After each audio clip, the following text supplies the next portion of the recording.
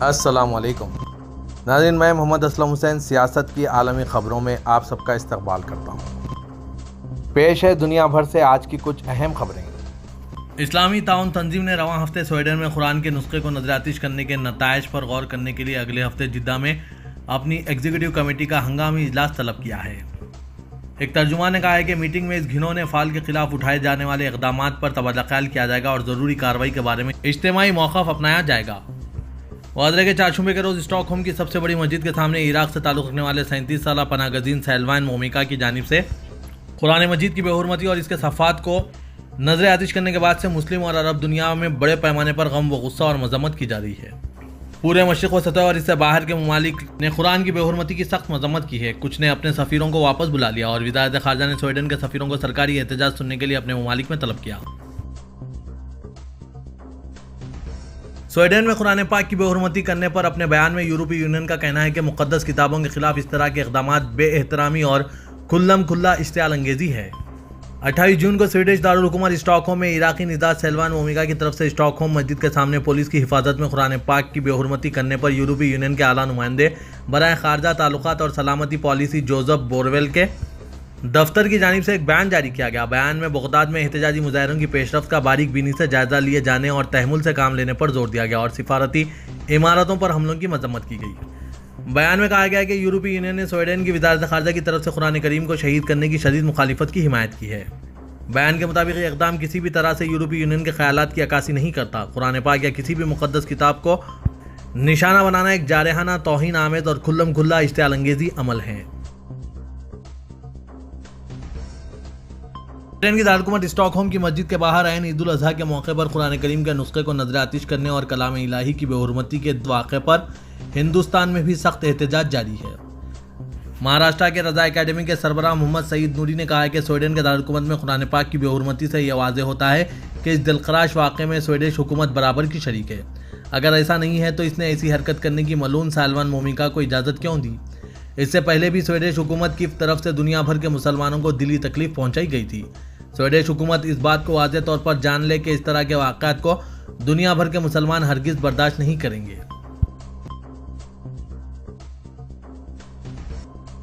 برطانیہ، کینیڈا اور آسٹریلیا کی حکومتوں نے کہا ہے کہ وہ مقبوضہ مغربی کنارے میں 5700 نئے مکانات کی تعمیر کی منظوری دے کر غیر قانونی یہودی بستیوں کو توسیع دینے کے اسرائیل کے فیصلے پر شدید تشویش میں مبتلا ہیں۔ برطانیہ، کینیڈا اور آسٹریلیا کی وزارت خارجہ کے مشترکہ بیان میں تل ابیب کی انتظامیہ سے فیصلے سے پیچھے ہٹنے کا مطالبہ کیا گیا۔ بیان میں اس بات کی بھی نشاندہی کی گئی کہ آباد کاری میں مسلسل توسیع امن کی راہ میں رکاوٹ ہے اور دو ریاستی حل کے اقدامات کی کامیابی کو منفی طور پر متاثر کر رہی ہے۔ بیان میں دہشت گردی اور شہریوں کے خلاف ہر قسم کے تشدد کی بالکل مذمت کی گئی ہے اور حکام سے کہا گیا ہے کہ وہ تشدد کے تمام مرتکب افراد کو جوابدہ ٹھہرائیں۔ اعلامیہ میں کہا گیا ہے کہ اسرائیل اور مغربی کنارے میں تشدد کے واقعات کا سدباب کرنا لازمی ہے۔ آسٹریلیا، کینیڈا اور برطانیہ اسرائیل اور فلسطینی عوام کے امن اور سلامتی کے ساتھ وقار، بے خوفی اور انسانی حقوق کے مکمل احترام کے ساتھ رہنے کے حق میں مضبوطی سے کھڑے ہیں۔ انڈونیشیا کے جزیرے جاوا میں 6.5 شدت کا زلزلے سے ایک شخص ہلاک ہو گیا۔ انڈونیشیا کے موسمیات اور جیو فزکس ایجنسی کے بیان کے مطابق جاوا جزیرے پر مقامی وقت کے مطابق 7:58 پر 6.4 کی شدت کا زلزلہ پیش آیا، جبکہ زلزلہ 25 کلومیٹر کی گہرائی میں ریکارڈ کیا گیا۔ بتایا گیا ہے کہ اس کا مرکز یوگیکارتا خصوصی علاقے کے بینٹول قصبے کے ساحل سے دور تھا۔ بتایا گیا ہے کہ یوگیکارتا کے علاقے اور وسطی جاوا صوبے میں درجنوں گھروں، دفاتر، صحت اور تعلیم کے مراکز کو ہلکا پھلکا نقصان پہنچا ہے۔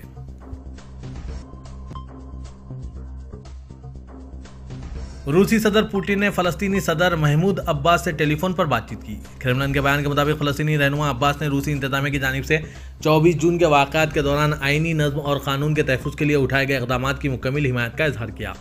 بات چیت کے دوران دونوں رہنماؤں نے روس اور فلسطین کے درمیان تعلقات کو مزید فروغ دینے کے لیے اپنے باہمی رویوں کا اظہار کیا۔ روسی فریق نے موجودہ بین الاقوامی قانون کی بنیاد پر فلسطین اسرائیل بحران کا منصفانہ اور پائیدار حل تلاش کرنے کے حوالے سے اپنے موقف کا اعادہ کیا۔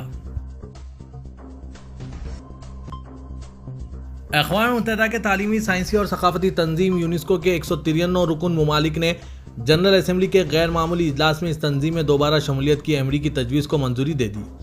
2 دن کی بحث کے بعد 132 رکن ممالک نے تنظیم میں امریکہ کی واپسی کے حق میں اور 10 ने मुखालिफत में वोट दिया। अमेरिका दोबारा हट चुका है, जिससे तंजीम के काम पर मंफी असर पड़ा। यूनेस्को की प्रेस रिलीज के मुताबिक अमेरिका तंजीम के बाकायदा बजट के 22% का बराबर फंड फराहम करेगा।